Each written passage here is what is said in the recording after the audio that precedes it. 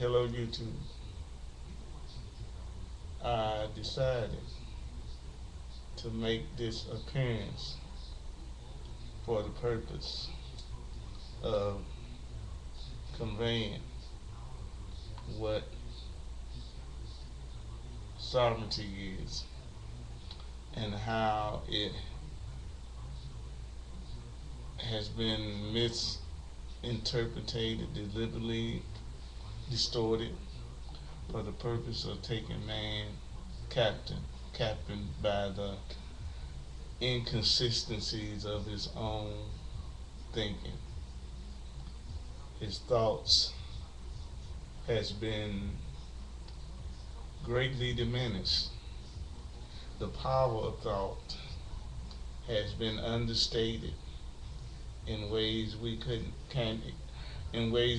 even begin to imagine. Now, some might come to the conclusion that it's not possible, that with technological advances, with evolutionary, political avenues of possibilities, that something like that is easily discounted and consigned to an overreactionary, delusionary thought process that is more a handicap to the person that is expressing it. Dysfunctional handicap, that's probably what it would be defined as. But I think that we should not be so inclined to accept that avenue of thought when you put it into the context of how human rights has been superseded and redefined as civil rights. Now, that is a blueprint for societal justification for the imprisonment of man as an individual. There are methods and political endeavors that literally assassinate the individuality of the individual.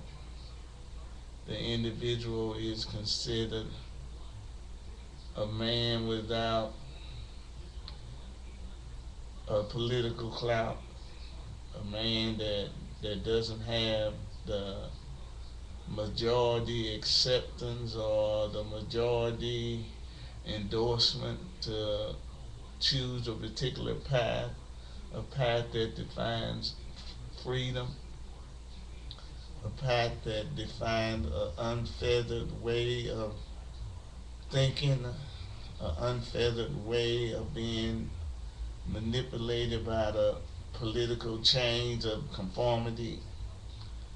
There are many aspects of captivity, the domestication of captivity, that has become the norm for thinking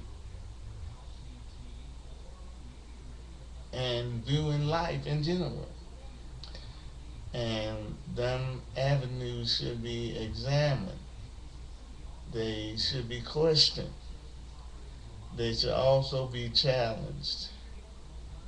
If we fail to challenge that which appears to be accepted by the norm of accepted thought, then we do ourselves a disservice that will not only be paid in full by what we suffer and how we suffer, but we will be laying the blueprint for the suffering of those that come behind us. We be laying the groundwork for the unnecessary suffering and death of the very siblings that we contribute to being birthed into this world. Now, civil rights is rights defined and distributed by government, by state and government.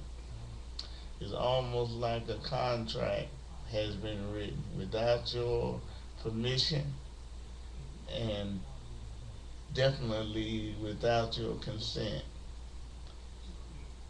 And civil rights are rights that are under the control, under the jurisdictional societal control of government.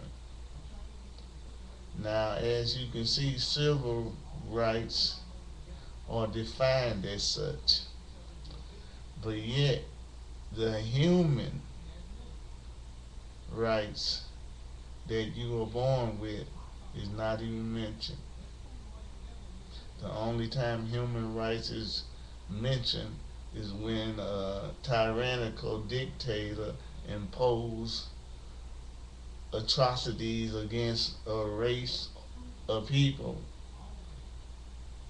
that are attempting to resist or is not complying with a tyrannical dictatorship that was imposed upon them against their will and enforced by the military atrocities that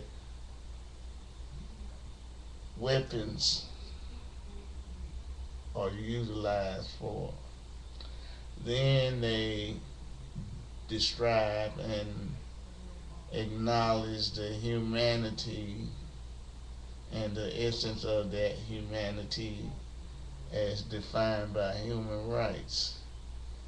But under this democratic system of government, they do not even define the difference between civil and human rights. They literally define it as civil rights. Those that have been appointed and selected to define to be defined as being defined as black leaders utilize the title and the definition under civil rights. They neglect deliberately, purposely, they neglect to even define the rights of people of African descent as human rights. Now, there is a difference in them two definitions that speak volumes to the oppression laden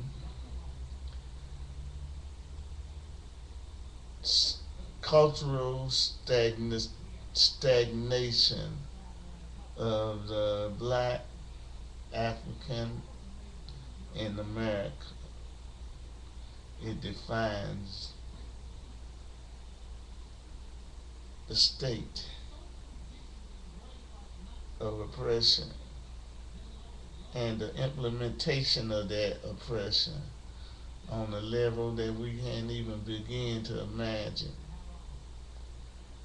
One of the aspects of that has been purposely and deliberately established as such.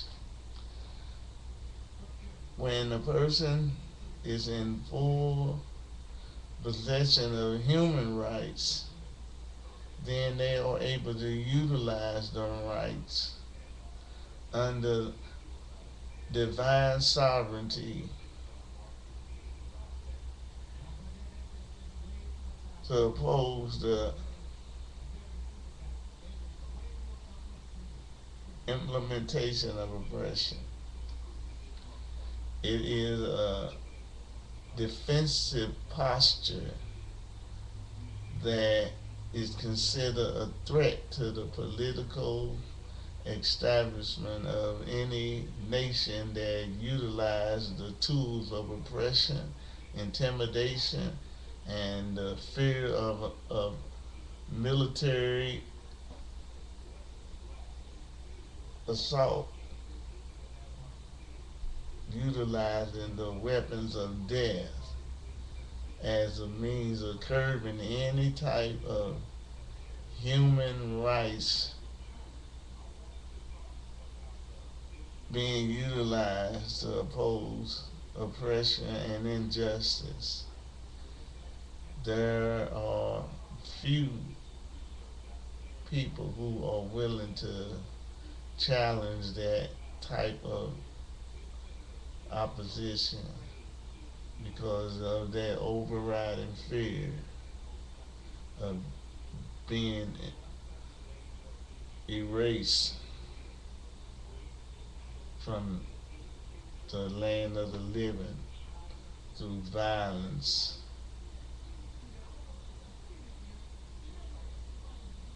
perpetrated as a means of eliminating and destroying any dissent to the medication induced system of aggression that is distributed equally among the people of African descent. Now, it's being distributed now equally among the races, but the white race cannot grasp the concept of that happening to them, even if it's happening right before their eyes. They are not able to grasp and accept that concept simply because it is foreign to their way of thinking. And they feel that they are above the threat of that being imposed upon them. That type of naive perception of life will more readily contribute to their ultimate destruction. It's just like an animal that is the prey to a predatory animal, but yet believing that he is not subject to be devoured by that predatory animal simply because he's under a different set of standards. Now, the prey that has that type of delusionary, borderline insanity based way of thinking will more readily be devoured with his eyes wide open. He will more readily become the prey for the beast that has a wolf mentality. Now, when a wolf is feeding off of a rabbit or another prey that he live off of, that wolf will devour the animal from the back and devour him